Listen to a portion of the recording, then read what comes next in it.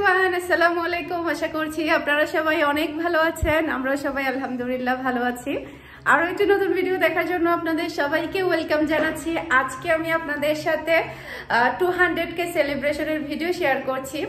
আমি অনেক বেশি হ্যাপি। আর ছোট্ট একটা সিম্পল থেকে কেক তৈরি করেছি, তারপরে ভুনা খিচুড়ি তৈরি করেছি, এরপরে আম্মুকে ডেকেছি, তারপরে ভাইয়াদেরকে বলেছি, তারপরে ফাহিম ইরফানকে আসতে বলেছি। ইরফানের কালকে এক্সাম, ইরফান বোধহয় আসবে না, তো ভাইয়া বলছে যে পরে আসবে। আর ভাবি বাবার বাড়িতে। তো ঘরোয়াভাবেই আমি সেলিব্রেশন করছি। আমার প্ল্যান আছে, সেটা আমি আমার নিজের হাতে রান্না বান্না করে কিছু ফকির মিসকিনদেরকে খাওয়াবো, বাহিরে প্যাকেট করে তারপরে দিব। ওটা হয়তোবা আমি আগামীকাল নয়তোবা পরশুর দিকে করব, এই আর কি। তো আজকে জাস্ট আমি ছোট করে ঘরোয়া করে আমার প্রিয়জনদেরকে নিয়ে আমি সেলিব্রেশনটা করছি। আর এখন প্রায় 8টা-9টা মতো বাজে। তো এখন আমি কেকটা কাটবো। আর আজকে সারাদিন আমি অনেক বেশি ব্যস্ত ছিলাম। তো আজকে কি ব্যস্ত ছিলাম তার একটা শর্ট ভিডিও আমি আপনাদের সাথে শেয়ার করব। আর ভুনা খিচুড়ি এখনো তৈরি করা হয়নি, ভুনা খিচুড়িটাও তৈরি করতে হবে। তো আশা করছি পুরো ভিডিওটা আপনাদের সবার কাছে অনেক ভালো লাগবে। আমার ভিডিও যদি আপনাদের কাছে ভালো লেগে থাকে, যারা এখন আমার ইউটিউব চ্যানেলটি সাবস্ক্রাইব করেননি, প্লিজ আমার চ্যানেলটি সাবস্ক্রাইব করে নেবেন। আর ভিডিওর মধ্যে একটা লাইক দিতে ভুলবেন না।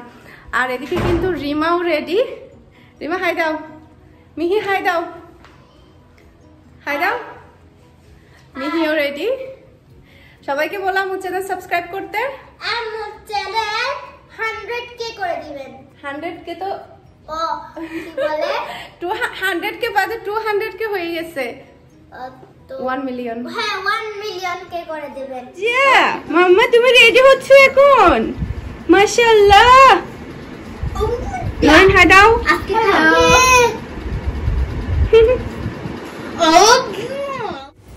তো আজকে সারাদিনের ব্যস্ততা আপনাদের সাথে শেয়ার করছি। ফার্স্টে ঘুম থেকে ওঠার পরে আমি ডেলিভারির জন্য এই কেকটা রেডি করেছি।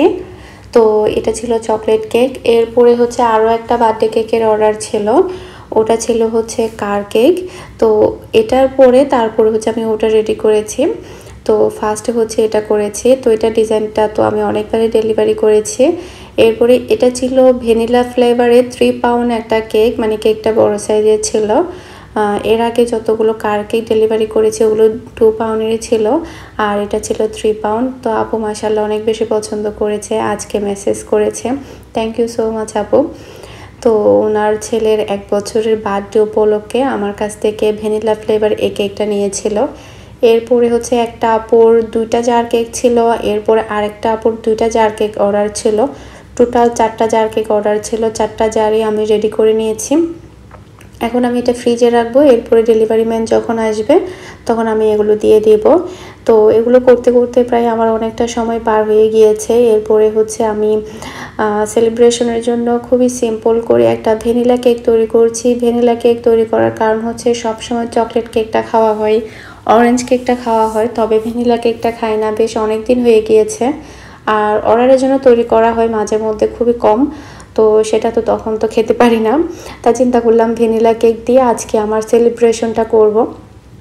তো আমি খুবই সিম্পলভাবে ডিজাইনটা করব, কারণ খুব বেশি গর্জিয়াস ডিজাইন আমার কাছে ভালো লাগে না। যতটা সাদা সিধা, যতটা সিম্পল করা যায় আমি ততটাই ট্রাই করেছি। জাস্ট একটা নজেল দিয়ে আমি ডট ডট করে দিয়েছি। এরপরে 200K লিখে দিয়েছি, এতটুকুই। খুব বেশি চাইলে আমি অনেক গর্জিয়াস করে কেকটা তৈরি করতে পারতাম, তবে আমার কাছে আসলে খুব একটা বেশি ঝাঁকানাকা কেকগুলো ভালো লাগে না, সাদা সিধা ডিজাইনের কেকগুলোই ভালো লাগে। দেখা যায় জাস্ট গানাশ দিয়ে, কয়েকটা টপার দিয়ে, জাস্ট সিম্পল ডিজাইন দিয়ে যে কেকগুলো করা হয় সেগুলো অনেক বেশি ভালো লাগে। তো কেকটাকে ফার্স্টে আমি কভার করে নিয়েছি। আর আমি একটু লম্বাটে করে করছি। এটা আসলে মোল্ড তো আরও বড়ো ছিল কেকটা, কিন্তু আমি সাইডের দিক দিয়ে একটু কেটে নিয়েছি, খুব বেশি বড় করছে না, কারণ ক্রিম কেক যেহেতু, সেজন্য। তো জাস্ট আমি একটা বড় সাইজের নজেল দিয়ে ডট ডট করে দিচ্ছি, দেখতে বেশ ভালোই লাগবে এটা এই ডিজাইনটা করলে। এখন আমি বর্ডারটা তৈরি করে নিচ্ছি। তো আরেকটা নজেল দিয়ে বর্ডার দিয়ে, যে বর্ডারগুলো করে ওই নজেলটা দিয়ে আমি বর্ডারটা করে নিচ্ছি। তো কেকের ডিজাইনটা কেমন হয়েছে আপনারা সবাই কমেন্ট করে জানাবেন। সিম্পলের মধ্যেই করেছি আমি। এই যে। আর আজকে আমি অনেক বেশি হ্যাপি, আপনাদের দোয়া ভালোবাসার কারণে আজকে আমি এতটুকু অবধি আসতে পেরেছি, সবই আপনাদের দোয়া। তো মিহি বলছিল মিহি সাবস্ক্রাইবটা লিখবে, মানে ও কান্নাকাটি করছিল, বলছিল আম্মু আমি সাবস্ক্রাইবটা লিখবো, তাই ওকে লিখতে দিলাম। মাশাআল্লাহ আমার মেয়েটা কিন্তু ভালোই লিখতে পেরেছে। একটু ওর হাত কাঁপছিল কারণ ও অনেক বেশি ছোট সে কারণে। আর টুনটু ওদিকে দুষ্টামি করছে।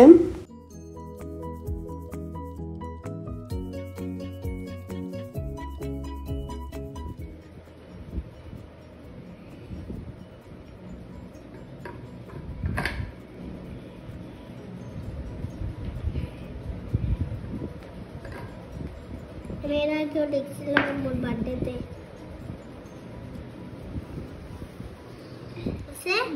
একটা স্মাইলি দিই।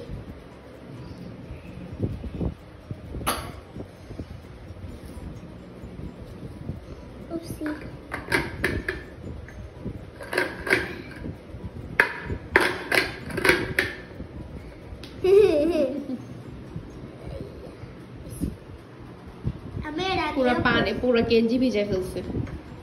রিমা নিয়ে ফেল।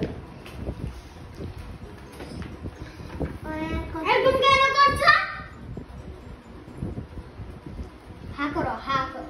এই আমাকে খাওয়াচ্ছ কেন?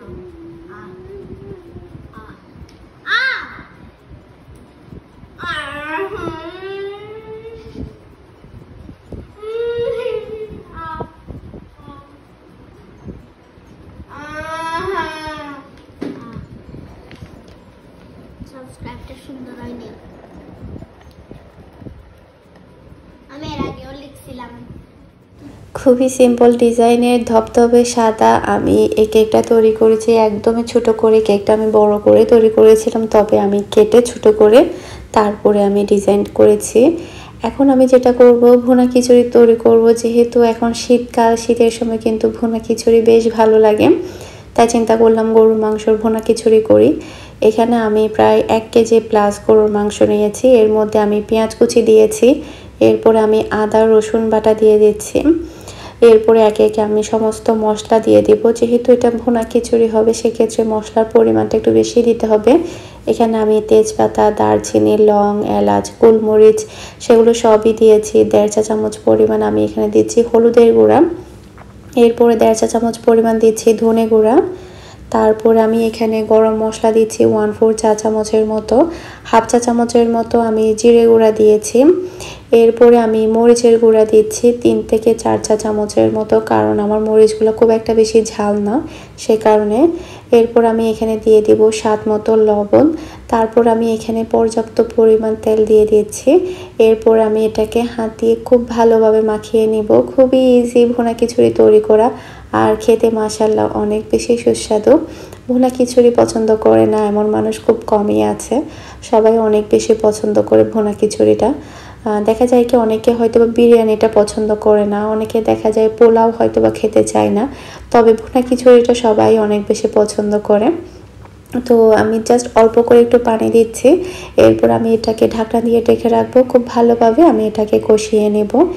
এ ফাঁকে আমি চালগুলো মেপে নিচ্ছি খিচুড়ির জন্য। আজকে আমি টোটাল 4 কাপ পরিমাণ পোলাও চাল, 1 কাপ পরিমাণ মুগ ডাল, তারপরে হচ্ছে মসুর ডাল আমি খুবই কম দিব, জাস্ট আমি 2 মুঠের মতো মসুর ডাল দিব। হয়তো বা 1 মুঠের মতোই আমি মসুর ডাল দিয়েছি, কারণ মসুরের ডাল আমার খুব একটা বেশি ভালো লাগে না খিচুড়ির মধ্যে, মুগ ডালটাই সবচেয়ে বেশি ভালো লাগে। এর কারণটা আমি বলি আপনাদেরকে।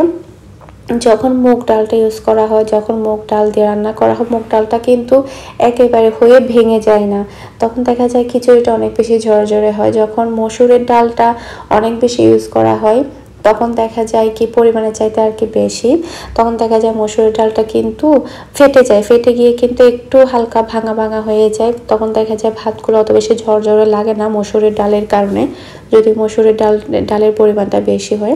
সে কারণে সবসময় আমি মসুরের ডালটা সবসময় কম ইউজ করি, আর মুগ ডালের পরিমাণটা একটু বেশি ইউজ করি। এখানে আমি টোটাল 1 কাপ পরিমাণে মুগ ডালটাকে ভালোভাবে টেলে নিয়েছি। এরপরে এটাকে আমি পানির মধ্যে ভিজিয়ে রেখেছিলাম 20 মিনিটের জন্য। এদিকে পুরো মাংসটা আমার রান্না করা হয়ে গিয়েছে, কষানো হয়ে গিয়েছে।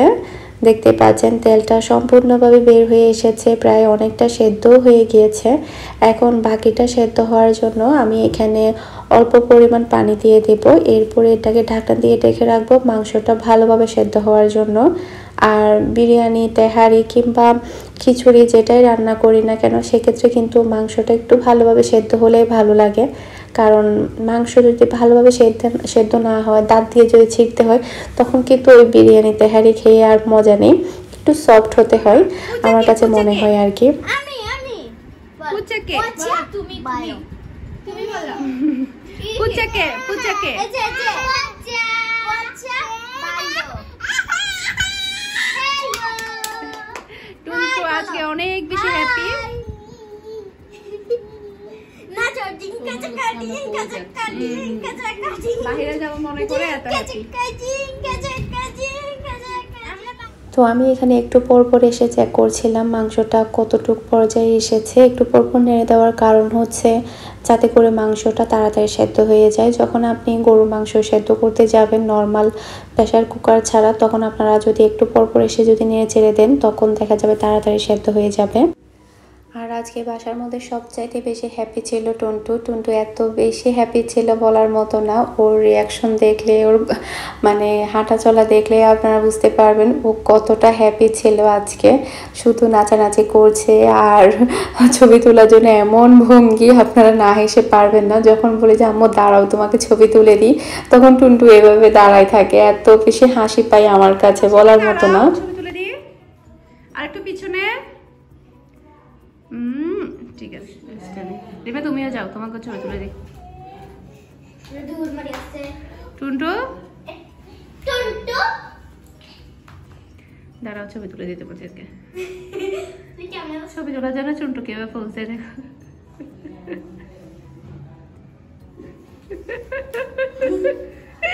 দুষ্ট দুষ্ট দুষ্ট দুষ্ট, এটা একটা দুষ্ট পাখি। 100% দুষ্ট। আপনারা হয়তো দেখতে পেয়েছেন টুনটু ছবি তুলতে বললে টুনটু এরকম করে করে পোজ দেয়। মাশাআল্লাহ, ও কিন্তু এখন অনেক বেশি পাকনা হয়ে গিয়েছে। সবাইকে হাই দাও মাম্মা, বলে হাই দাও। হ্যাঁ, টুনটু যখন পেটে ছিল তখন আমার 50K হয়েছিল, আর টুনটু 1 বছর 1.5 বছরের মধ্যে মাশাআল্লাহ আমার 200K হয়ে গিয়েছে। মাম্মা মাম্মা মাম্মা তুমি একটু সবাইকে হাই দাও, সবাইকে হাই দাও।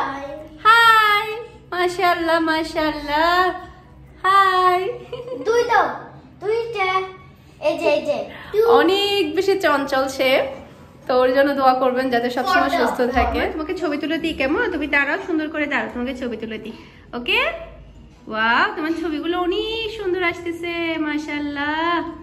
একটু সুন্দর করে করে দাঁড়াও, দাঁড়াও দাঁড়াও। মাশাআল্লাহ, ছবি তোলার জন্য কি সুন্দর। ও ওয়াও, নড়াচড়া করো না, তাহলে তো ছবি সুন্দর আসবে না। আহ আহ মাশাআল্লাহ, কি সুন্দর করে।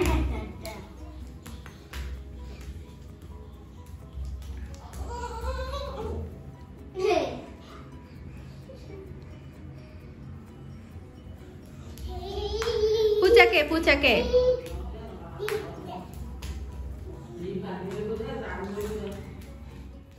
তো এদিকে আমার সম্পূর্ণ মাংসটা হয়ে গিয়েছে, দেখতে পাচ্ছেন সম্পূর্ণ ঝোলটা শুকিয়ে গিয়েছে, তেলটা ভেসে উঠেছে, শুধু মাংস আর হচ্ছে মশলাটাই অবশিষ্ট আছে। এখন আমি চুলাটা বন্ধ করে দিব। এরপরে হচ্ছে আমি এখন খিচুড়িটা তৈরি করে নেব।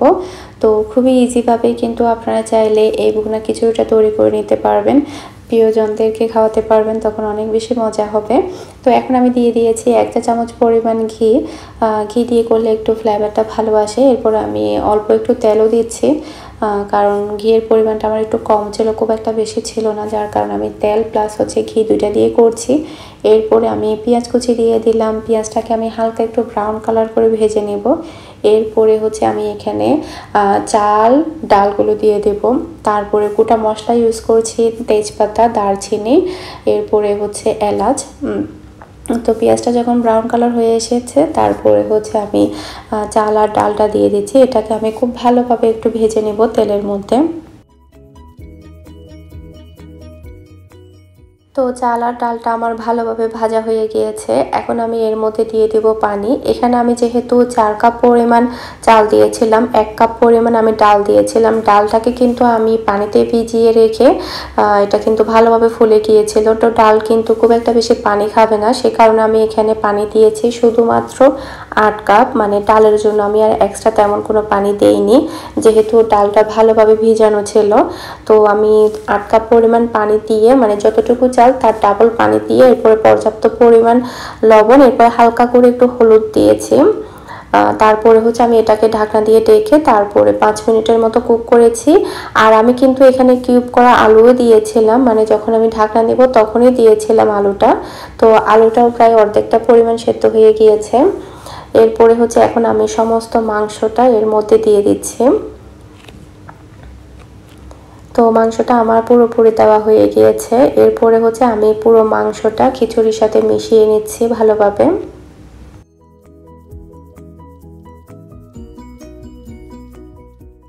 তো এটা আমার সম্পূর্ণভাবে মেশানো হয়ে গিয়েছে। এখন আমি এটা ঢাকনা দিয়ে ঢেকে রাখবো 5 থেকে 10 মিনিটের জন্য, যাতে করে চাল আর ডালটা ভালোভাবে ফুটে যায়।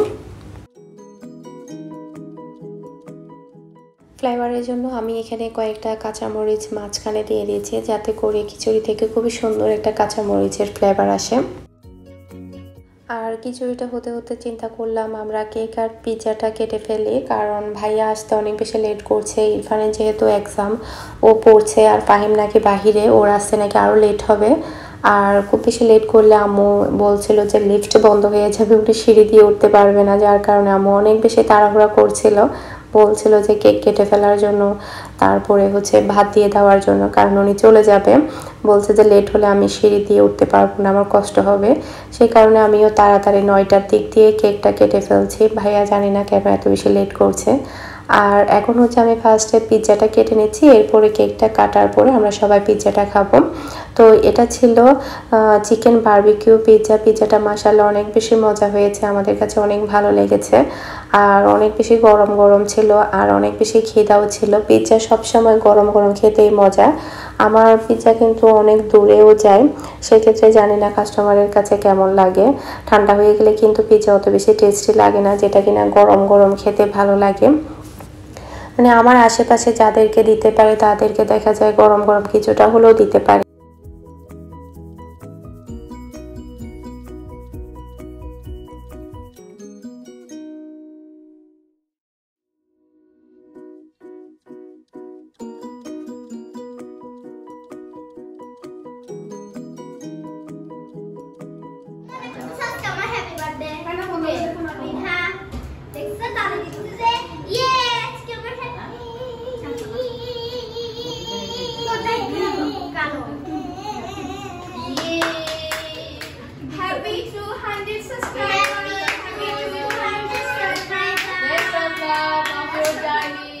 কেকটা কাটার পরপরই আমার ক্যামেরাটা অফ হয়ে গিয়েছিল, কেন জানি হয়তো বা কারো হাত লেগে ক্যামেরাটা অফ হয়ে গিয়েছিল। ভিডিওটা আমি আর শেয়ার করতে পারিনি আপনাদের সাথে।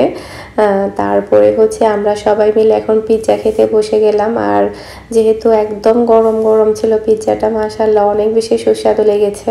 সেই সাথে খিদাও লেগেছে, কারণ সন্ধ্যার সময় একটু নাস্তা করিনি, শুধুমাত্র বিস্কিট দিয়ে চা খেয়েছিলাম। আর সন্ধ্যার দিক দিয়ে আমার বিস্কিট আর চা কোনো সময় পেট ভরে না, একটু পরেই দেখা যায় আমার খিদা লেগে যায়। তো সেই কারণে দেখা যায় নুডলস বা অন্য কোনো একটা কিছু খেলেই ভালো লাগে সন্ধ্যার দিক দিয়ে। তো আমরা সবাই মিলে বসে অনেক মজা করে পিৎজাটা খেয়েছি, এরপরে কেক খেয়েছি।